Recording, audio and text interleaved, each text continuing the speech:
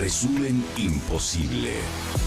Mati Columbati te ordena las noticias en un país imposible de resumir. Maldita suerte, una mirada crítica de una realidad absurda.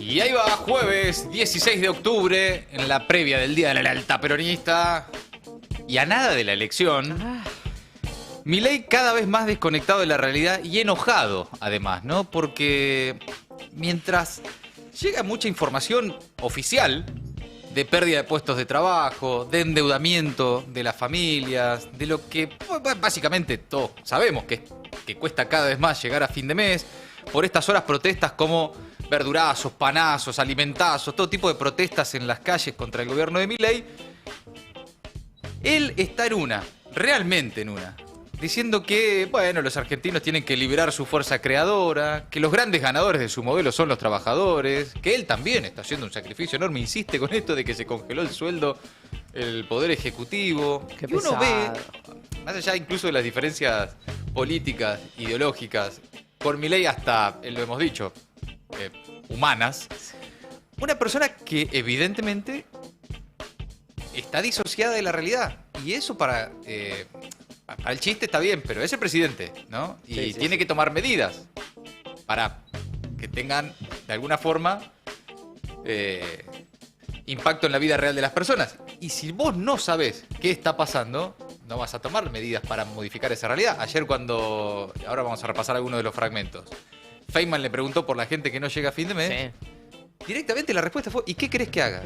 Vos sabés que yo Es pensaba, impresionante. Vos sabés que yo pensaba, y lo decía esta mañana, que cuando a veces discuto sobre todo con mi hijo, que es el más discutidor, mi hijo varón, muchas veces me contesta así, y es ver una persona, digamos, que no representa la edad que tiene, evidentemente. Las contestaciones, claro, las formas que tiene Milei es de de un adolescente contestando, ¿y qué? A ver, decime vos, ¿qué quiere que haga? No, maestro, sos el presidente. Claro, cuando te contesta tu hijo, está bien, qué sé yo. Porque no dejó 12, 13 ordenada la años. habitación, Claro, algo, 12, 13 años, claro. pero no una persona que tiene esa investidura. Sos economista, sos presidente, fíjate vos, macho, para eso laburás de esto, ¿no? Sí, Claro. no, aparte hay una persistencia, ¿no? Una insistencia en la disociación de... Mirá que Feynman lo invitó mucho más que en otras entrevistas que le han hecho a Milei, lo invitó a entrar en la reflexionar. realidad, a ver la realidad, y no pudo. aceptó ninguno de los convites de Feynman. Bueno, empecemos a resumir entonces mientras dejan un like y un comentario, porque mientras tanto la pérdida de puestos de trabajo es récord desde que asumió Milei, a contramano de lo que él mismo dice, que los principales trabajadores, los principales beneficiarios o ganadores, mejor dicho, de su modelo son los trabajadores. La dinámica en el sector privado es muy preocupante. Entre junio y julio se perdieron casi 22.000 puestos de trabajo y los valores se acercan a los mínimos registrados en abril de 2024. El empleo registrado sigue con caídas del trabajo asalariado privado y público, parcialmente contrarrestado porque crece el monotributo, es decir, lo que representa un avance de la precariedad laboral, ¿no? No es aún mayor el porcentaje de desempleo, básicamente porque la gente se la rebusca. Sí, eso en la mañana hablamos con Luis Campos. Bueno, ahí justo traje el hilo de Luis Campos en Twitter. Para mí, una de las personas que más sabe y mejor explica el mercado laboral en la Argentina, que habló de datos muy feos de empleo registrado en julio, segundo mes consecutivo con una fuerte caída, que agosto viene peor. Contra noviembre de 2023 perdieron su empleo 205.000 personas, 205.456 trabajadores. Es el máximo de toda la gestión de La Libertad Avanza, según datos oficiales del CIPA, ¿no? En julio perdieron su puesto más de 8.000 trabajadores registrados del sector privado. En el sector público la caída fue marginal y en casas particulares se produjo una leve suba. Contra noviembre de 2023 la caída acumulada es de 205.000 asalariados formales. La dinámica, dice Luis Campos, en el sector privado empieza a ser muy preocupante. Entre junio y julio se perdieron casi 22.000 puestos de trabajo. Con estos valores, decíamos, cerca de lo que fue a mediados de 2024. En el largo plazo, el comportamiento del mercado de fuerza de trabajo en nuestro país es más que deprimente. En julio de 2025, la cantidad de asalariados registrados en el sector privado era menor que en julio de 2015. Decir, década perdida es poco a esta altura. Por supuesto que no son problemas nuevos, solo que se profundizan.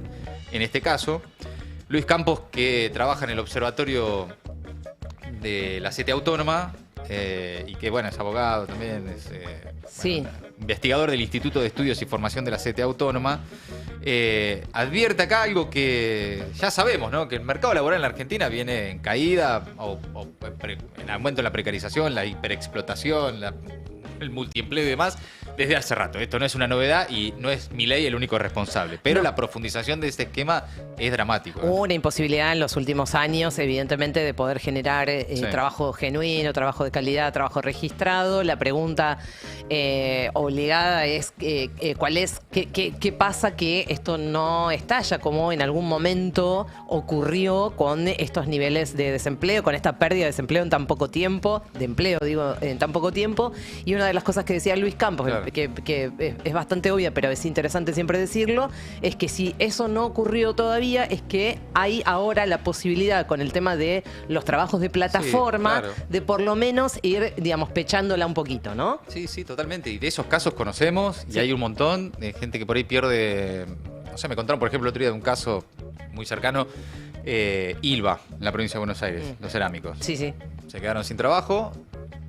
Uno de esos trabajadores alquila un auto, se viene desde provincia todos los días a capital, maneja 12 horas por día, de lunes a lunes. La mitad de lo que gana por día se lo paga a la persona a la que le alquila el auto, y con eso trata de darle de morfar a 3 pibes, y así pila. ¿No? Pero digo un ejemplo porque es uno que conocí en las últimas horas. Sí. Pero así pila todo el tiempo. Todos conocemos, lo vemos. Basta caminar por la calle y hay una cantidad de autos que dicen de renta. Sí. El 90% son gente que alquila esos autos para hacer de Uber y totalmente. Demás. Bueno, hay algunos sectores además que están en proceso de destrucción, ¿no? Como es el caso de la industria. A nivel sectorial, la industria entró en una fase de destrucción de empleo muy peligrosa, dice Luis Campos. Van 5 meses consecutivos de retroceso. Contra noviembre de 2023 se perdieron casi 40.000 puestos de trabajo. A nivel provincial, durante la gestión de la Libertad Avanza, el nivel de empleo solo creció en Neuquén, en Mendoza y en Tucumán, y se mantuvo estable en Río Negro. Después en provincias como Santa Cruz, con una caída de 14%, en La Rioja una caída de 10%, la caída es impactante. El sector público parece haber encontrado un piso, está estancado en los mismos niveles desde febrero de 2025, luego de una fuerte caída durante todo el año 2024. Y el empleo registrado en casas particulares también parece haber encontrado un piso en valores similares a los de 2015. El único dato bueno, dice, es que hace 3 meses consecutivos el salario tiene un crecimiento, por supuesto siempre esto en algunos sectores con paritarias, ¿no? Que tienen la posibilidad de negociar recuperaciones salariales frente a la inflación, pero la brecha entre el salario de convenio y el salario efectivo también se está ampliando mucho en comparación con 2024. Dice también Luis Campos que para la segunda mitad del año el escenario pinta muy complicado. En agosto el índice de evolución del empleo en la encuesta de indicadores laborales cayó un 0,3%, es el segundo peor agosto de la última década, solo superado por el 2018, el año en que Macri nos llevó al Fondo Monetario Internacional. De septiembre y octubre todavía no hay datos, pero en el mejor de los casos se mantendrán los niveles actuales y se morigerará la intensidad de la caída. En el mejor de los casos. Estamos en un modelo que no crea empleo, que no demanda fuerza de trabajo, mucha población sobrante, dice Luis Campos, porque es un modelo al que le sobra gente. Y esto no es la primera vez que lo vemos en la Argentina. Al que le sobra gente, y por un lado modelo al que Milei evidentemente no va a modificar.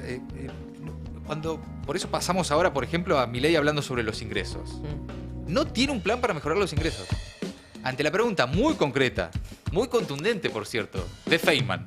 Una pregunta muy sencilla para responder. El presidente no puede responder cómo su gobierno le puede generar más alivio a quienes no llegan a fin de mes. Presidente, porque insisto con esto que el 80% apenas si puede llegar a fin de mes. Y el 60%, 70% llega al día 20. A ver, entonces, emitiendo no se arregla. ¿Cómo quiere que lo arregle? Vamos, dígame. ¿Cómo le pongo plata a la gente?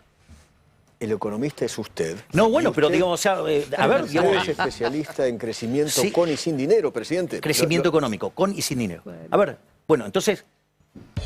Impresionante, sí. Sí, crecimiento económico, con y sin dinero. Sí. Efectivamente. Soy especialista. Lo dijiste. ¿Me llamaste? ¿Me llamaste? Sí. No, es que no se nota. No, ya Qué no está impresionante, respondiendo a ninguna pregunta en No, no, general. claro. Ya no tiene ni siquiera un relato. Claro. Porque cuando le preguntaron también por el acuerdo y qué es lo que la Argentina y que ambas partes estaban poniendo en la mesa en esa misma entrevista, tampoco contestó. No, claro. Pateo para afuera. Digo, no, ya están en un momento, me parece, de parálisis tal que no logran dar ni siquiera con un relato. Y con esa última pregunta fue en el momento en que lo trató de marxista a Feynman. Sí, un gran momento. Tuvo buenos momentos Sí, la no. entrevista. Sí. En otro momento, cuando Feynman también hace otra buena pregunta, la verdad, hay que decirlo, entre los trabajadores y el sector financiero. ¿Quién ganó? Milei responde contundentemente los trabajadores. Es espectacular, a ver. Presidente del beneficio. ¿Quién se benefició más con su gobierno y con su política? ¿A ¿Un usted? trabajador o el dueño de una financiera? Los trabajadores. Los más beneficiados de todo esto fueron los trabajadores. A ver, el impuesto inflacionario es el impuesto más regresivo de todos. ¿A quién cree que le pega con más fuerza?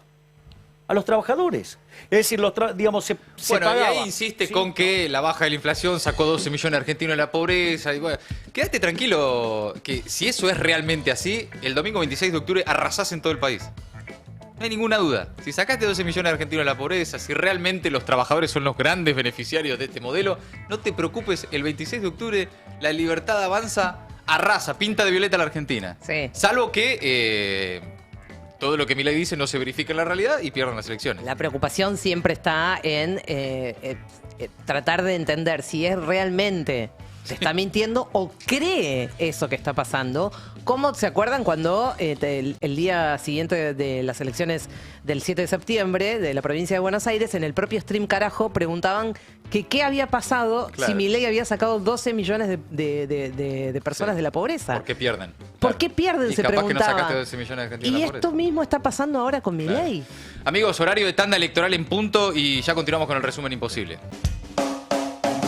Milei por un lado y la realidad por el otro, porque a las puertas de una recesión la apertura importadora golpea de lleno a la industria. Nota de Sebastián Premisi en El Destape. Cuenta que durante el octavo mes del año la utilización de la capacidad instalada en la industria se ubicó en el 59,4%, un nivel inferior al registrado en el mismo periodo del año pasado. El efecto de la apertura indiscriminada de las importaciones está golpeando de lleno en la industria textil, pero también a la fabricación de neumáticos y que incluso tiró para abajo la producción nacional de automóviles. Y nada indica que esto vaya a revertirse, porque todas las medidas que está tomando el gobierno por estas horas profundizan este estado de situación. Esto en la industria. Ya vimos lo que pasaba con el empleo, ahora lo que pasa con los ingresos. Esos ingresos que Milei no sabe cómo aumentar, están generando un endeudamiento récord en las familias. Y en distintas formas, ¿no? Hay una deuda con bancos, con financieras, con las aplicaciones, ¿no? Las billeteras virtuales. Mucha gente muy endeudada con todo eso también. Sacando préstamos que después no se pueden devolver o que empezás a bicicletear, sacás de un lado, sacás de otro para pagar donde habías sacado antes, ¿no? Como una bicicleta de deuda en la que están entrando muchísimas familias y personas. Ya alcanza la deuda promedio con bancos y financieras los 3,7 millones por persona.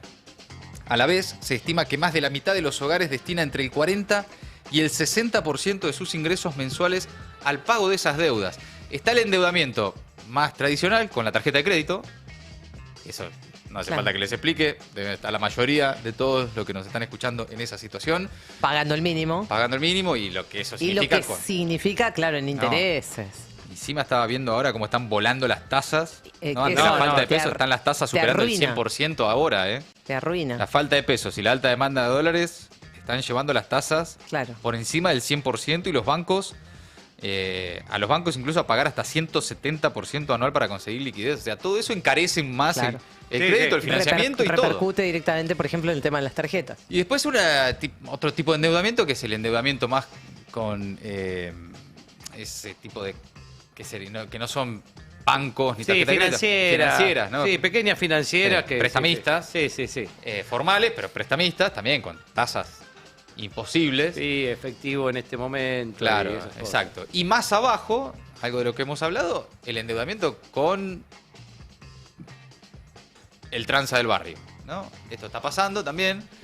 Con los casinitos, hay mucho endeudamiento de gente tratando de pilotear. Hay una, por cierto, si tienen ganas, en la revista Crisis, Juan Pablo Hudson ya escribió 2 notas al respecto en los últimos 2 números de la revista Crisis sobre los casinitos virtuales y cómo circula la guita del narcotráfico, la guita del delito, la guita informal, de alguna forma, y cómo eso está generando, más allá del juego, la ludopatía y demás, cómo está generando complicaciones muy severas. Claro, se usa como financiera Y también. sí, en el endeudamiento, en el tratar de conseguir un mango en el día, Claro, claro, como claro. eso en algunos casos termina con familias entregando la casa, ¿no? Situaciones muy complejas del endeudamiento en todo el país.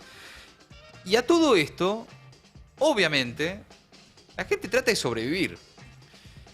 Muy lejos de la realidad que describe Milei, tenés hoy, a esta hora, por ejemplo, un alimentazo en Plaza de Mayo y un panazo en Merlo contra el gobierno nacional, las políticas de ajuste. En Plaza de Mayo, contra las políticas de ajuste, están regalando 20.000 kilos de frutas y verduras. Mira, un móvil de C5N, a ver. Bueno, no solamente frutas y verduras, Luli, también huevos, frutillas, flores, yerba mate. Estos son los productores que directamente lo traen acá y la gente viene a buscar principalmente verdura, ¿no? ¿Cómo le va, señora? ¿Qué le dieron acá? Y yerba, de todo, leche, lechuga, tomate, no, tomate no, bueno, de todo. ¿De qué barrio viene de la ciudad? No, yo soy de acá de San Telmo, vengo de trabajar, soy jubilada y bueno, trabajo también. María. María, ¿le viene bien a esta fecha? Sí, para mí me viene bárbaro, porque el sueldo no alcanza. Y eso que yo no alquilo, soy propietaria, pero el sueldo no me alcanza. Gracias, muy amable. Testimonio de María, ya se están yendo en un ratito, todavía queda verdura, ¿no? ¿Todavía qué es lo que más te queda? ¿Qué te queda acá? Solo tres. Solo lechuga. Que se ve muy Lechuga. lindo Ahora igual, vamos a seguir conversando por acá con algunas de las personas que Bueno, ahí vienen los de testimonios, ¿no? De los que se acercan a buscar comida, ¿no? Ahora acá, en Plaza de Mayo, hoy, al mediodía. Un alimentazo en Plaza de Mayo, frente a la Casa de Gobierno, de un presidente que no sabe cómo hacer, según él, no tiene alternativa, no hay plan, no hay forma de aumentar los ingresos. Después también hay panaderos hoy que realizaron un panazo en Merlo contra el gobierno nacional. Otro testimonio de una jubilada, escucha. A la necesidad a flor de piel, ¿no? Acá vemos cómo el centro de panaderos de la provincia de Buenos Aires, de Merlo, están regalando 4.000 kilos de pan para visibilizar lo mal que está el sector panaderil, pero fíjate vos la cantidad de personas que está haciendo la fila para retirar la bolsita de pan. 1 kilo le están regalando a cada persona, por eso vamos a hablar con las personas que vienen a retirar el pan. ¿Su nombre? Valentina, y somos las tres que venimos del mismo barrio. ¿Por qué viene Valentina? Y porque no alcanza para comprar pan ya. Por más que me recorro con la bici por todos lados, pero muy caro. ¿Usted ya no compra pan? Ya no, ya hay que estar viendo cómo haces, porque cada vez menos, ya es por unidad. Antes comprabas cuartito, ahora unidad. Así que bueno, con la jubilación mínima que no llega ni a 300, no hay caso. Hasta que no se vaya este loco. ¿Qué siente, Valentina? ¿Qué siente? Es una indignación, no lo puedo creer. Es algo que no lo pasé en los años que tengo. Que son muchos. Usted dice que va con la bicicleta en busca de precios. En busca de precios. ¿Qué edad tiene, perdón? 77. Y pedalea para buscar alimentos más baratos. Para no solo pan, todo. Es así. Gracias, Valentina. Sí. Estos testimonios son importantísimos porque desnudan lo que dice Milei, en definitiva, lo dejan expuesto al presidente, totalmente alejado, disociado, sin saber qué está pasando en el país que gobierna, o que, bueno, tal vez ni siquiera lo gobierna él, pero en definitiva el rol institucional que ocupa es el del presidente, ¿no? Más allá de que gobiernan otros, hoy el Ministerio de Economía está en Estados Unidos, las decisiones económicas para la Argentina hoy se definen en Washington, todo lo que quieras. Milei, tal vez a esa señora de 77 años que pedalea para comprar pan, para conseguir precio, porque no puede comprar ni pan, lo que en realidad le tiene, ¿no?, para ofrecer el gobierno nacional, Milei, es liberar la fuerza creadora. Lo que ustedes tienen que hacer es liberar su fuerza creadora para superar la crisis. Eso es lo que nos va a sacar. ¿Pero para qué? ¿Para hacer un dibujito? ¿Para qué es la fuerza creadora? Será una fuerza creadora para seguir pedaleando, o sea, fuerza para pedalear más, para buscar precios, para seguir recorriendo panadería. No sé a qué se refiere, pero algo así decía Milei anoche. Hago una pregunta. Hay 10 pizzerías. Entonces, ahora, ¿todos tienen el mismo contexto internacional? Sí. ¿Todos tienen el mismo presidente? Sí. ¿Todos tienen el mismo gobernador? Sí. ¿Todos tienen el mismo intendente? Sí. ¿A las 10 pizzerías le va igual? No. Y bueno, entonces cada uno, digamos, tiene que... ¿Sabe qué? Hay que liberar a la gente, que la gente, digamos, libere su fuerza creadora. Eso es lo que nos va a sacar.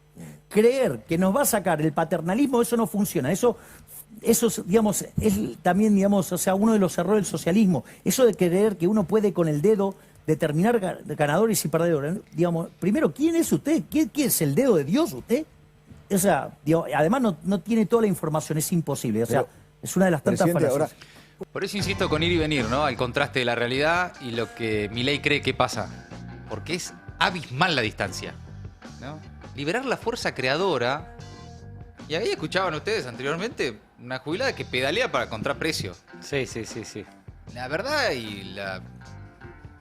Sí, esa es la realidad paralela del presidente, ¿no? Ese es el discurso, la narrativa que venimos escuchando todo este último tiempo con los cripto bro y toda esa onda, ¿viste? De que si vos no emprendés es porque no querés y no te va. Es más o menos eso, debe venir también digamos, de este discurso que tiene Karina, de que hay que, ¿viste? Es una cosa más espiritual, como si esto tuviera que ver con algo espiritual y no con las desigualdades sociales profundas que, digamos, que se acentúan cada vez más. Bueno, eso es no entender realmente y preguntarse para qué quiso ser presidente, la verdad. Bueno, es una buena pregunta, la verdad. ¿Para qué, no? Porque además... Porque si cada uno va a tener que liberar su fuerza creadora y entonces todo se arregla de esa manera, ¿para qué necesitamos? No, esa es la idea de que no hace falta Estado, ¿no? De que vos tenés que retirar de absolutamente de todo tipo de formas y maneras posibles y de cualquier ámbito del Estado para que se libere la fuerza creadora y la gente sola por su cuenta resuelva. Bueno, no funciona así. Pero lo interesante de este proceso, con el costo social que eso tiene, es verificar que las ideas de Milei, lo que siempre Milei dijo antes de ser presidente, con Milei como presidente se verifican incorrectas. Esas ideas llevadas a la realidad fracasan. ¿Qué es lo que estamos viendo? En términos financieros, dependen de Estados Unidos, hoy para sobrevivir. Y en términos de la vida real de las personas, ahí lo tenés. La realidad desmiente las ideas de Milei. Y se comprueba, lamentablemente, de la forma más dramática, que es con un costo social enorme, ¿no? Mientras tanto, Caputo, hoy, desde Washington, porque él ya directamente... trabaja allá. Vive ahí. Trabaja. Está bien, blanquearon la relación, ¿no? Entonces va a trasladar al Ministerio de Economía argentino a Washington, si allá se define todo. Es que en las parejas sucede. Sí, está bueno. Se llevó el bolsito y el cepillo de dientes. Ya, bueno, Caputo estaba invitado en persona a la segunda jornada de Coloquio de Idea, que se desarrolla ahí en el Sheraton de Mar del Plata, pero mandó un mensaje grabado, ya que está de viaje en Washington por las jornadas anuales del Fondo Monetario Internacional, y porque sigue ahí negociando o entregando con el Tesoro estadounidense. Y obviamente, como indica el manual de cualquier ministro de Economía, Caputo negó una posible devaluación del peso luego de las elecciones del 26 de octubre. A ver. Ahora viene una segunda etapa. Una segunda etapa, como muchas veces dijo el presidente, una segunda etapa de lo que son las reformas de segunda generación. Esencialmente nos referimos a una reforma laboral y una reforma tributaria. La reforma laboral es fundamental porque venimos de un régimen laboral arcaico, rígido, imprevisible, donde ustedes son los primeros que lo padecen y razón por la cual el empleo no crece desde el 2011. Todos ustedes saben mejor que yo las dificultades que genera contratar gente. Particular para las pymes, que a veces tener que despedir a alguien puede simplemente hacer que tengan que cerrar su empresa o su emprendimiento. Entonces, claramente necesitamos un régimen laboral más ágil, más dinámico y que termine con la industria del juicio, que favorece a un puñadito así en contra de todos los argentinos. Bueno, además de negar una devaluación, anticipa que lo que ya viene diciendo el gobierno, porque se lo pide el Fondo Monetario Internacional, el Tesoro y demás, se viene una reforma laboral, previsional, etcétera. Ahora, yo realmente a mí a veces me cuesta entender estas cabezas, porque la reforma laboral ya la tuvieron, de hecho. Ya está, ya flexibilizaron el mercado de trabajo y se suponía que eso iba a generar puestos de trabajo. Lo hicieron a través del Congreso, pasó por ley. Más allá de que algunas cosas las frenó la justicia laboral, la reforma laboral que ellos querían, ya la consiguieron. Ahora van por otra, más profunda y demás. Ante la flexibilización de las condiciones de contratación, esto que ya hemos visto que sucede, porque además lo verificamos los que laburamos, está en la conversación, no solo nos generó puestos de trabajo, sino que destruyó puestos de trabajo. Que es los números que estábamos viendo, oficiales del gobierno de Caputo y de Milei, que desmienten lo que Caputo y Milei dicen. Quieren una reforma laboral porque las leyes son rígidas y qué sé yo. Ya hicieron esa reforma laboral, en los hechos, en la práctica. Y lo que hicieron fue destruir 200.000 puestos de trabajo registrados. El problema no es la ley laboral, el problema no son las leyes, el problema no es... Ya está la Constitución en todo caso, para eso, artículo 14 bis, ahí está. El problema es el modelo económico. Y esto vale también para la discusión en general, ¿viste? Que no, por las leyes, sí, hay que adaptar, todo, es fantástico, las leyes son las leyes. Pero la verdad es que con estas mismas leyes laborales hubo muchos años de generación de puestos de trabajo registrado en distintos sectores de la economía, con las mismas leyes laborales con las que después los modelos de Caputo, que es él dice no se crean puestos de trabajo desde 2011, dice. Él se debe olvidar realmente, o debe creer que nosotros nos olvidamos, que él ya estuvo, que ya tuvo la oportunidad y que ahora es su segunda aventura. Sin embargo, habla como un recién llegado, ¿no? Ya lo intentaron y ya fracasaron. Es realmente impactante escucharlo repetir.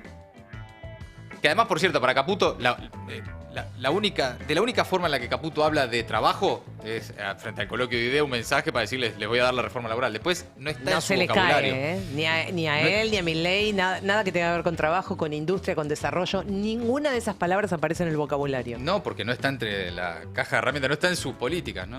Bueno, por otro lado, nada sobre las negociaciones con Scott Bessent, ahí de Caputo, tampoco anoche. En un breve mensaje de solo 7 minutos, el ministro omitió cualquier referencia a las negociaciones que siguen en marcha con el tío Scott, con el virrey Bessent, dado que tras la reunión del martes entre Milei y Trump, por cierto, hay que recordar, no hubo ninguna firma de ningún acuerdo. Hoy salió el embajador de Argentina en Estados Unidos, Oxenford, a decir, en cualquier momento viene el acuerdo comercial. Sí, está llegando. Salen en los medios y dicen, sí, en cualquier momento está al caer el acuerdo comercial. Y sí, toda sí. expectativa, y es en definitiva tiempo de humo, ¿no? Bueno, Bausili dijo en una nota que dio en inglés, también lo del swap, Sí. también dijo, muy pronto, como Telefe, ¿viste? Muy pronto. Muy pronto, sí, en cualquier momento. Sí, es inminente. Bueno, por cierto, a menos de 24 horas de la reunión con Trump en la Casa Blanca, Scott Bessent tuvo que salir nuevamente a apagar el fuego para que Milei y Caputo lleguen sin mayores escándalos a las elecciones. Usó ahí otra vez la venta de dólares para frenar una nueva escalada, prometió otros 20.000 millones de dólares sin ofrecer, por supuesto, ninguna precisión sobre cómo se haría, qué hay que entregar a cambio, nada de todo eso, ¿no? Por cierto, lo tienen a Bessent cada tanto como tirando un baldazo de agua en Twitter, ¿no? Sí, no, y además te digo que, no sé, bueno, ahí viste que es medio muy opaco todas las intervenciones estas, se hacen mediante bancos y qué sé yo, pero hacen el cálculo de acuerdo a la cantidad de dólares que se ofrecen. Sí. Parece que intervino de vuelta, ayer intervino 2 veces y la segunda vez no logró que baje, o sea... Sí. O sea, Le están manoteando los dólares. No, están así. Lo están bolsiqueando, no es sé. un robo piraña. Y bueno, si alguien... Sí. El tema es que después lo vamos a pagar todos, pero el que le esté manoteando los dólares a Bessent... Mi respeto.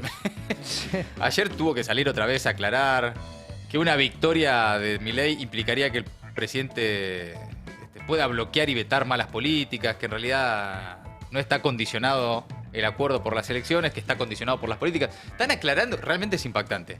Fueron a la Casa Blanca, tuvieron una reunión, más allá del ninguneo, el maltrato, la humillación a la que se sometió Milei allá, volvieron con aclaraciones. Todo el tiempo aclarando qué quiso decir, cómo lo quiso decir, que en realidad dijo tal cosa. Y ayer Milei insistía en esta entrevista con Feynman, por supuesto, muy orgulloso de esto, de que él era un aliado político y de que el respaldo es a él, obviamente. Sí. Que Eso no es quedó clarísimo. Eso quedó clarísimo, pero que no es que no está condicionado a las elecciones del 26 de octubre, sino a las del 2027. Mira, no importa ya a esta altura. Sí, además ponerlo en el plano de la estrategia geopolítica es un montón. Es un montón. Es un montón. No, pero Es un realmente montón. están en problemas porque todo el tiempo sale a aclarar Bessent. Hoy salió también Kristalina Georgieva a reiterar su apoyo a Milei. Realmente ya no saben cómo hacer para que Milei llegue más o menos armado a la elección. Ya está, suelten. Ya fue. Es muy impactante porque además es Estados Unidos y el Fondo Monetario Internacional gobernando. Sí, no. Interviniendo directamente en el mercado de cambio, o sea, en política monetaria local. Deciden el precio del dólar acá. Acá deciden el precio del dólar y lo apoyan, reiteran, le están diciendo... ¿Qué es esto, en definitiva? Es Georgieva hoy retirando su apoyo a Milei y asegurando que la economía del país está sólida. Diciéndole a los mercados, a los fondos, no se vayan de Argentina porque nos la ponemos todos. Le están pidiendo, por favor, a los mercados que les crean. Si no le creen a Milei, créanme a mí, dice Kristalina Georgieva. Sí. Y después viene Scott Bessent y dice, si no le creen a Milei y a Kristalina Georgieva, créanme a mí. Y el mercado igual no les cree. Sí. Claro. Es impresionante. Y además- Todo por Argentina de Argentina. Digamos. Claro. Y además quedó bastante desdibujado el papel del Fondo Monetario Internacional ahora, digamos, con la intervención de Bessent, ¿no? Claro. Del Tesoro Sí. norteamericano. Es raro lo que está pasando ahí, porque hay algo en lo que se contradice lo que pedía el Fondo Monetario Internacional y lo que dice Scott Bessent, ¿no? Esto de, no, el dólar está bárbaro, sí, el peso está bárbaro, sí. Y lo que le decía desde el Fondo Monetario Kristalina Georgieva era, tienen que comprar reserva, tienen que Sí, claro, comprar. Y no está pasando nada de eso. Bueno, pero algo se trajo Milei de todas formas de Estados Unidos y él está muy contento con esto, chicos. No sé si lo vieron, pero por las dudas lo vamos a recordar. Un momentazo con el fibrón Ay, no, vergüenza. que se trajo Milei Regalazo. de los Estados Unidos, ¿sabes? Le agradezco la dedicatoria. ¿Le puedo contar sobre la lapicera que usé? El fibrón que usé. Sí, claro. Cuando estuve en el Salón Oval, nos sacamos una foto con el presidente Donald Trump y entonces después me trajeron una carpeta La que sonrisa, tenía la foto. Está feliz. Y él me lo dedicó. Es un niño. Y te lo dedica con un fibrón Te lo dedico. y después te Te llevas lo la regalo. foto y es el fibrón. Y Te llevas. justo me habían traído las cosas como del la viaje y estaba a mano, así que te lo firmé con ese fibrón. Le agradezco Como infinitamente. la cajita feliz de McDonald's. Te llevas, o sea, te firma y te llevas. Está todo mal. Está todo tan mal que no sé por dónde empezar. ¿Entendés que es lo que... El libro que yo te firmé a vos, Feynman, te lo firmé con el fibrón de Trump. Y Feynman lo mira como diciendo, bueno, No. te agradezco infinitamente. Primero, ¿qué Sí, es gracias. esto Anda. de ir a lo de sus amigos a entregar regalos como presidente? Tremendo. Rarísimo. También eso, digo. Pero ¿qué ustedes es lo que vieron hace? con ¿Le la entrega un- emoción con la que cuenta. No, me preocupa la emoción. La emoción Me que le preocupa pone para decir muchísimo. que... Es lo más preocupante. Sí, sí, es muy Bueno, preocupante. esa pasa emoción. pasa Es que con ese tremendo. fibrón, Sí. Trump le escribió You are my friend. Ey. Ah, Yo creo que Trump no sabe el error que ha cometido. ¿Dónde se metió? A una persona como Milei, una vez que le decís, vos sos mi amigo, Ese, bebé reno, ¿eh? Estamos esto totalmente te va a llevar años, Donald. Reno, ¿eh? ¿Qué haces el viernes a la noche, Donald? Le Sí. llega mañana. En cualquier momento te cae con la valijita. Trump no sabe en el quilombo que se metió. La valijita ahí en la puerta tocando el timbre. No, tremendo. Yo insisto, a mí me impacta mucho en términos... De todo. sí, yo tampoco me quiero poner, ¿viste? Es medio... Pero... Es el presidente de Argentina. No, sí, gravísimo todo. Y la verdad, Humillante. tener un presidente de Argentina que humilla tanto el lugar que ocupa y por lo tanto la representación argentina en ese tipo de reuniones, porque te guste más o menos, la que estaba allá en esa reunión en la Casa Blanca, la bandera argentina. Y que vuelva tu presidente de una reunión de estas diciendo, me llevé una foto y un fibrón. Y sin acuerdo, digo. ¡Nada! Sin acuerdo, ¡Un sin fibrón! detalles, sin nada concreto. Tengo un fibrón. Porque Pero- si tenés un mega acuerdo, llegás Sí. con el fibrón si querés. Me parece Sí, que más, pero digo. Haces la del Dibu Martínez. Bueno, Claro. Mira, con este fibrón arreglé el acuerdo Pero de no sé qué estás en cosa. Nada. condiciones de también es blandir el fibrón. Por las dudas es importante recordar que hay otra forma de hacer las cosas. Por ejemplo, Lula. Que Lula se le plantó Mal.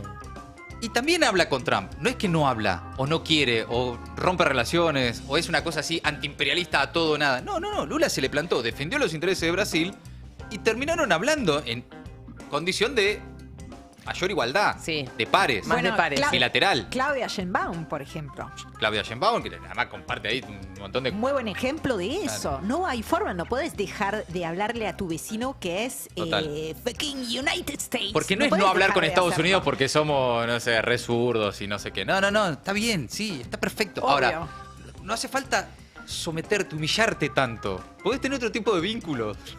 Es como... estoy realmente muy impactado con el nivel de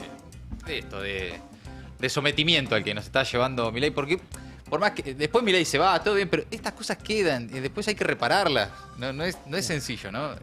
Sobre todo porque todavía no sabemos muy bien a cambio de qué están entregando todo esto, ¿no? Siguen sin explicar. Ayer Feynman se lo preguntó varias veces de distintas formas. En ningún momento dijo otra cosa que no sea, eso es nacionalismo berreta.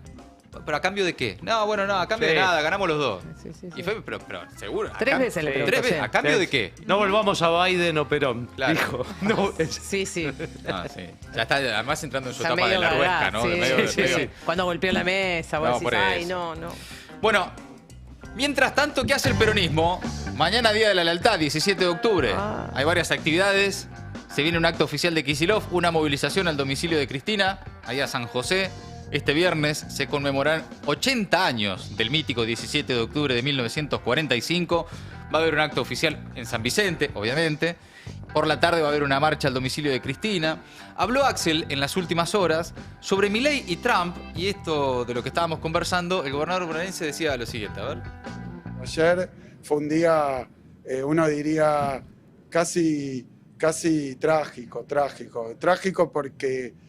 no sé si tragicomedia o solo tragedia, ¿no? Porque primero que el destrato, el ninguneo que le aplicó Trump a Milei, ni lo quiso escuchar, es un presidente. La verdad que está bien que él le tenga admiración, no está bien que esté tan desesperado por una mano en una campaña que va muy torcida, que tienen, porque fíjense que quien está al tope de la boleta tuvo que abandonarla, es algo que no pasó en la historia y abandonarla contra la voluntad de Milei. Hasta hace poco lo que planteaban era que el gobierno de Estados Unidos, ante una situación muy desfavorable que tiene Milei en estas elecciones, iba a darle un espaldarazo, iba a darle recursos para que llegue a la elección por lo menos. Y ahora lo que han planteado es exactamente al revés.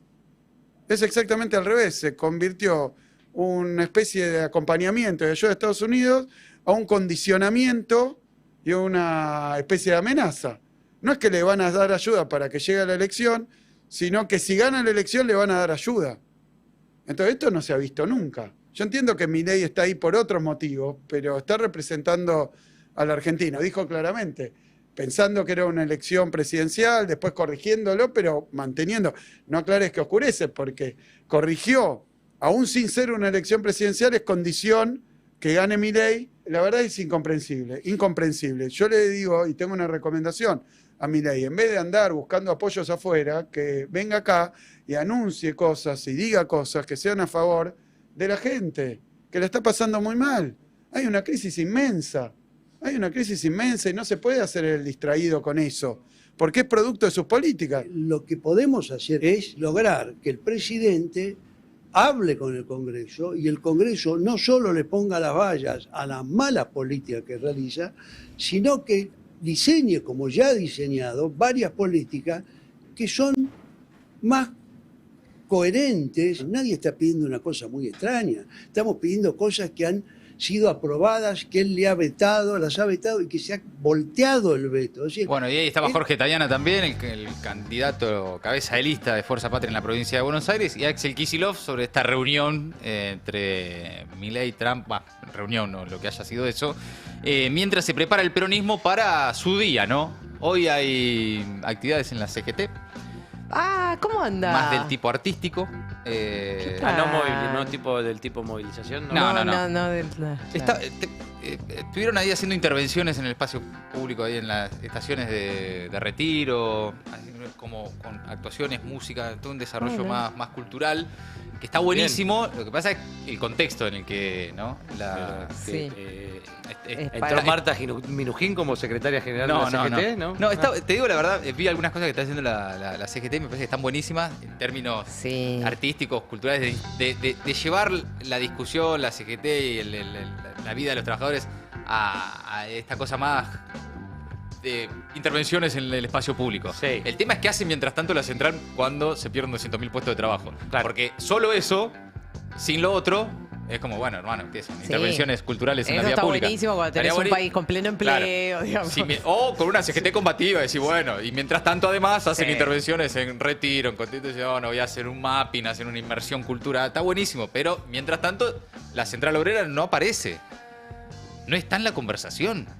De esto que pasó en Estados Unidos, no dijo nada la CGT. Mirá que antes por lo menos se habían comunicado. Sí. Bueno, mientras tanto, bajo el eslogan Leales de Corazón, la Cámpora y el Partido Justicialista convocaron una movilización al domicilio de Cristina, a San José 1111.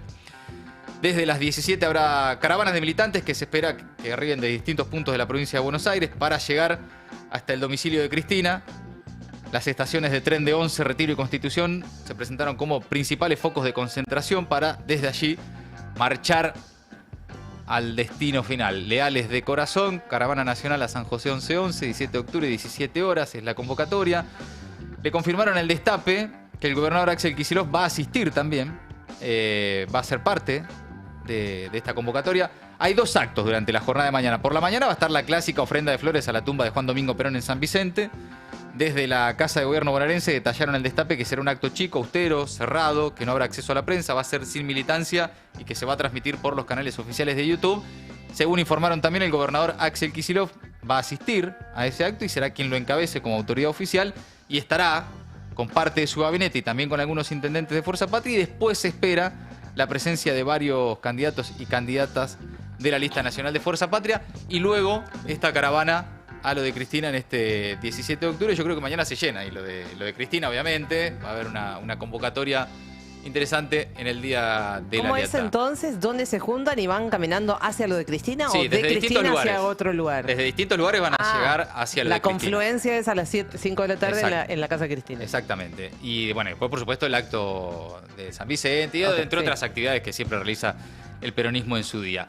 Brevemente avanzamos porque la Cámara Nacional Electoral dispuso la reimpresión de afiches con la cara de Diego Santilli. La Libertad Avanza consiguió esconder a Spert, al menos de los afiches, no de la boleta.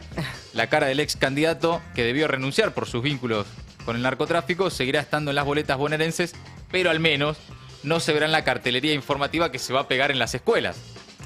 Esos afiches que están en la pared. Claro, los que están, porque es la primera vez que se vota con boleta única, entonces es un afiche con todas las columnas que son iguales a lo que vos vas a ver en la boleta única, nada más que va a ser una gigantografía, donde además están debajo de las fotos los nombres de todos los candidatos a diputados, cosa que en la boleta no aparece. Exactamente. El problema es, y es una pregunta que yo les planteo, a mí me da la sensación de que no sé si es una buena estrategia. Capaz que si lo complica, no confunde más. Sí, ya es todo muy confuso, ¿no? Esto, para votar al Colorado, para marcar el pelado. Y qué sé yo. Es todo muy raro lo que está pasando. Pero si vos tenés una ficha afuera con la cara de Santilli, vas y buscás dónde está la foto de Santilli y no la encontrás, bueno. Ni que hablar de la versión de que quieren hacer rapar a Santilli. No.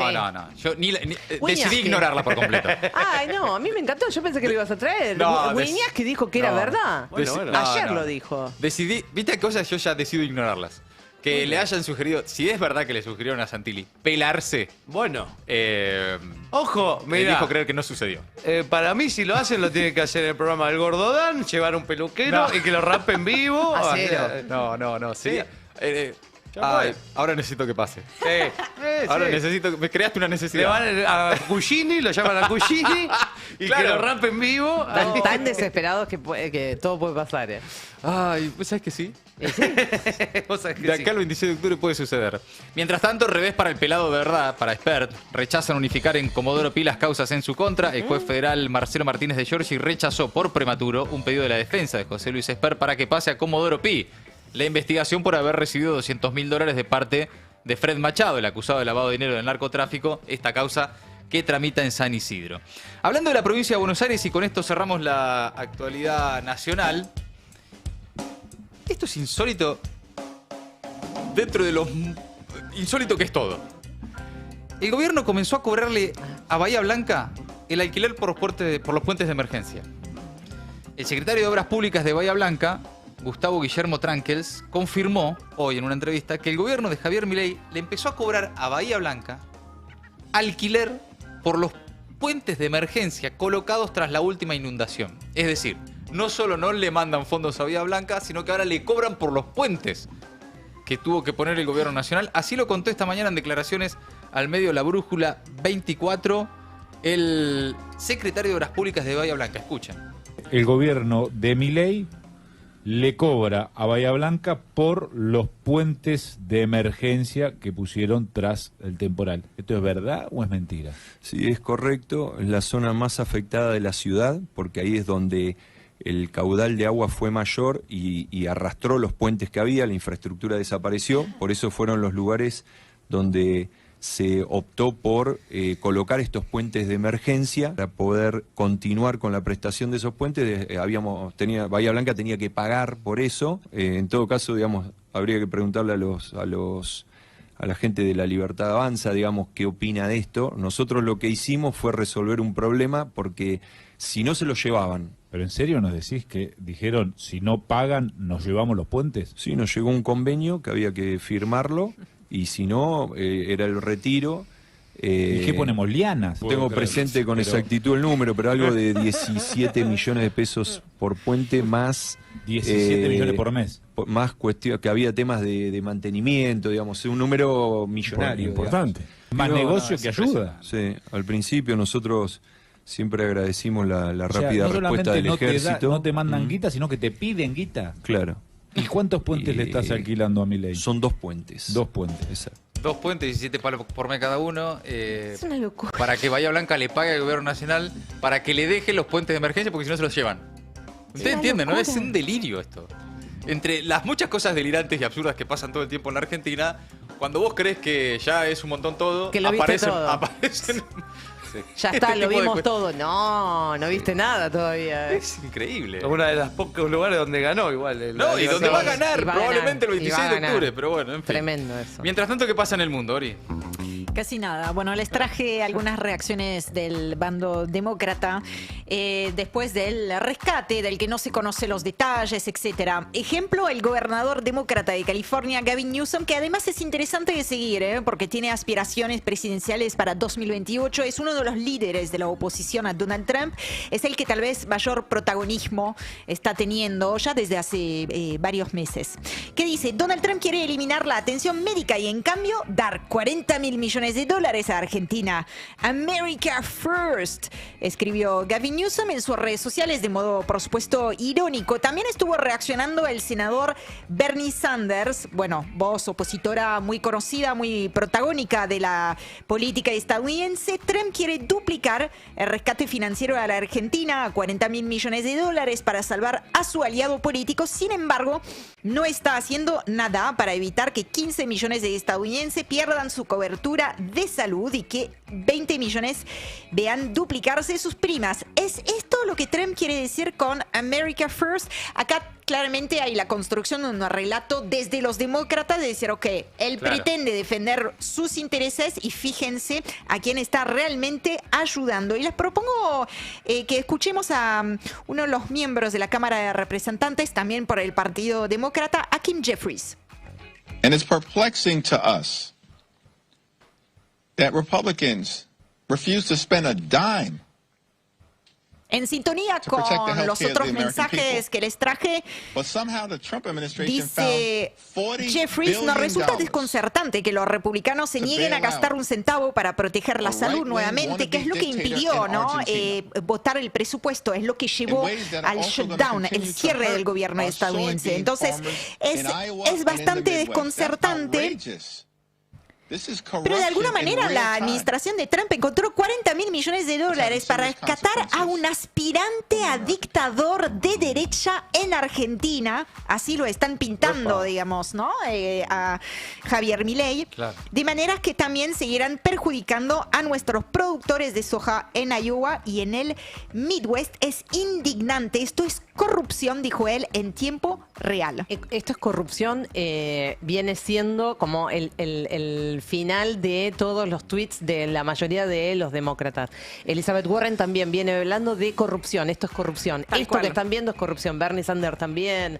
Vienen con esa lógica, digamos, con ese mensaje. Así es. Hablando de Donald Trump, le quiero contar que autorizó a la Agencia de Inteligencia estadounidense a llevar a cabo acciones encubiertas en Venezuela. Estamos hablando de la CIA. Esta es una información que fue divulgada por el diario estadounidense The New York Times a las pocas horas. Es una información que quedó también confirmada públicamente por el propio presidente, cosa que no es habitual, hay que decirlo, porque se trata justamente de operaciones de la CIA Claro. y que por esencia son secretas. En conferencia de prensa le preguntaron por qué tomó esa decisión y contestó lo siguiente. They have emptied their prisons into the United States of America. They came in through the Donald Trump entonces justificando la decisión de autorizar a la CIA a llevar adelante operaciones encubiertas en suelo venezolano, diciendo en primer lugar vaciaron sus cárceles hacia Estados Unidos, entraron por la frontera, entraron porque teníamos una política de fronteras abiertas, bueno, siempre pegándole, ¿no?, al gobierno anterior. Y en cuanto escuché eso dije que muchos de estos países, no es el único Venezuela, pero es el que más abusó. Han permitido que miles y miles de presos, personas de instituciones mentales, manicomios, se vaciaran hacia Estados Unidos. Los estamos trayendo de vuelta. Y etcétera, hablando también del problema de droga, que sobre este punto es interesante considerar que el mayor problema que está teniendo en materia de salud pública de Estados Unidos tiene que ver con el fentanilo y que el fentanilo no pasa por Venezuela. Además de reconocer que había autorizado la acción encubierta de la CIA, Trump dijo que Estados Unidos estaba considerando lanzar ataques contra territorio venezolano. Es para seguir de cerca, es para prestar atención. Vamos a dejar de lado, porque nos estamos quedando sin tiempo, las declaraciones de Nicolás Maduro y simplemente decir que no se trata de la legitimidad o la legalidad del gobierno de Nicolás Maduro. Acá se trata de injerencia estadounidense, de eso estamos hablando, ¿no? El bully del barrio, del continente, del mundo, que tiene mucho poder, muchas armas y que se adjudica el derecho a rediseñar el mapa político a su antojo y que amenaza, además en el caso venezolano, con una intervención militar. Y vamos a terminar brevemente con una noticia muy impactante, interesante, llamativa, que habla bien de lo que está sucediendo en el país vecino. Uruguay aprobó la ley de muerte digna. Ah, sí. Ojo, se acaba de convertir en el primer país de América Latina en legalizar la eutanasia por vía parlamentaria. Con amplio respaldo social y político, la norma permite que personas mayores de edad con enfermedades incurables o sufrimientos extremos soliciten una muerte indolora y digna. Estoy retomando acá textualmente las palabras de esa norma. El proceso va a ser personal, escrito, controlado por una doble evaluación médica y una comisión honoraria. El debate que llevó a esa ley duró 5 años, retomó el impulso de un exfutbolista que tal vez ustedes recuerdan, Fernando Sureda, quien pidió en su momento el derecho, ese derecho en particular, antes de morir de ELA. La ley fue aprobada por el Frente Amplio y parte del centro político, mientras sectores conservadores la rechazaron. Así que Uruguay, de alguna manera, con esa norma vuelve a colocarse a la cabeza, ¿no?, de esa agenda progresista regional, como muchas veces lo ha hecho con el aborto, el matrimonio igualitario y también el cannabis. Amigos, amigas, hasta ahí el resumen imposible de Maldita Suerte.